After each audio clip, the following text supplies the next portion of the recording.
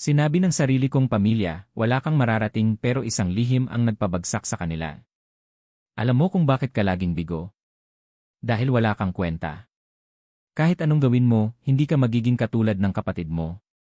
Iyon ang mga salitang hindi ko makalimutan mula sa sarili kong ina. Nakatayo ako sa gitna ng sala habang hawak ko ang certificate na pinaghirapan ko ng ilang taon. Akala ko sa araw na yon, maririnig ko ang "si proud kami sayo." Pero mali ako. Sa halip na yakap, isang malamig na tingin ang natanggap ko. Managtapos na ako, mahina kong sabi habang pilit kong pinipigilan ang luha. Nakuha ko yung scholarship na pinangarap ko. Napatawa ng mapait ang kuya ko. Scholarship lang. Ganyan ka nakasaya, sabi niya. Hindi mo ba alam na si kuya mo may bagong kotse? Ikaw, papel lang ang dala mo. Napayuko ako. Sa loob ng maraming taon, sanay na akong ikumpara. Si kuya ang matalino. Si ate ang maganda. Ako ang laging mali. Kapag may problema sa bahay, pangalan ko ang unang binabanggit. Nawala ang pera. Baka ikaw. May nasira. Ikaw na naman. Bakit hindi katulad ng mga kapatid mo? Hanggang isang gabi, narinig ko ang usapan nila sa kusina. Hindi natin kailangan si Mika, sabi ng tatay ko. Parang huminto ang mundo ko. Simula bata siya, gastos lang siya. Hindi siya makakatulong sa pamilya. Napahawak ako sa pader dahil nang hina ang tuhod ko. Ako na nagtatrabaho gabi-gabi para makatulong sa bayarin. Ako na halos hindi natutulog para pagsabayin ang trabaho at pag-aaral. Ako pa ang walang silbi. Kinabukasan, tahimik akong umalis ng bahay. Wala akong dala kundi isang lumang bag at pangarap na matagal nang tinatapakan. Lumipas ang 5 taon. Nagsimula ako sa maliit na trabaho. Maliit ang sahod pero malaki ang pangarap. May mga gabing umiiyak ako mag-isa habang kumakain ng instant noodles. Sinasabi ko sa sarili. Darating din ang araw na hindi ko na kailangang patunayan ang halaga ko sa kanila. Hindi naging madali. May mga taong tumawa sa akin. May boss na nagsabi. Hindi ka bagay sa posisyon na to, mukha kang walang confidence. Masakit. Pero natutunan kong ang mga taong minamaliit ka ay hindi laging nakikita ang tunay mong kakayahan. Pinilit kong matuto. Nag-aral ako. Nagtrabaho ako. Hanggang isang araw.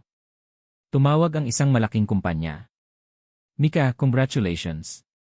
Ikaw ang napili bilang bagong CEO ng branch namin. Napatigil ako. Si. Ako?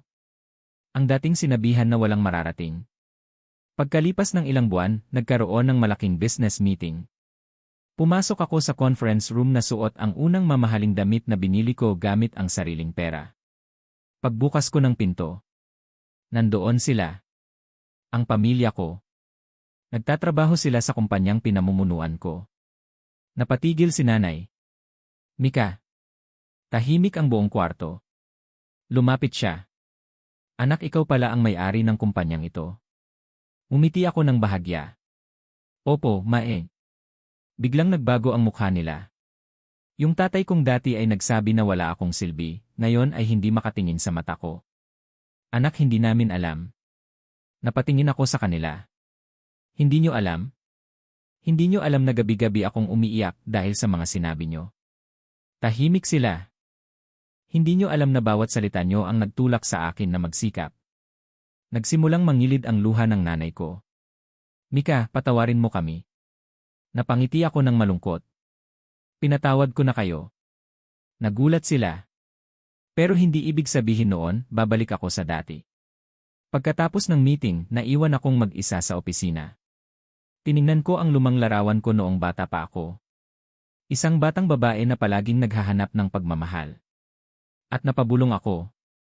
Hindi ako naging matagumpay dahil gusto kong ipakita na mali sila. Gusto kong patunayan sa sarili ko na tama ako na maniwala sa sarili ko. Makalipas ang ilang buwan, may isang lihim akong nalaman. May iniwan palang sulat ang lola ko bago siya namatay. At doon ko nalaman ang isang katotohanan. Hindi pala ako kailanman kinamumuhian ng buong pamilya.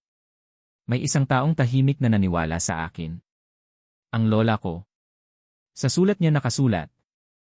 Apong Mika, alam kong darating ang araw na maririnig mong wala kang kwenta. Pero tandaan mo ang puno na mataas ang bunga ay madalas batuhin. Doon ako tuluyang napaiyak. Dahil sa unang pagkakataon, may isang taong nakita ang halaga ko bago ko pa ito nakita sa sarili ko. Hindi lahat ng taong minamaliit ka ay tama tungkol sa'yo. Minsan, ang mga pinakamabibigat na salita na naririnig natin ang nagiging dahilan para mas maging matatag tayo. Pero tandaan, ang tunay na tagumpay ay hindi ang paghihiganti sa mga taong nanakit sa atin. Ang tunay na tagumpay ay ang pagbuo ng sarili nating halaga kahit walang pumapansin. Dahil ang taong sinabihan nilang walang mararating minsan siya pala ang taong pinakamalayo ang mararating.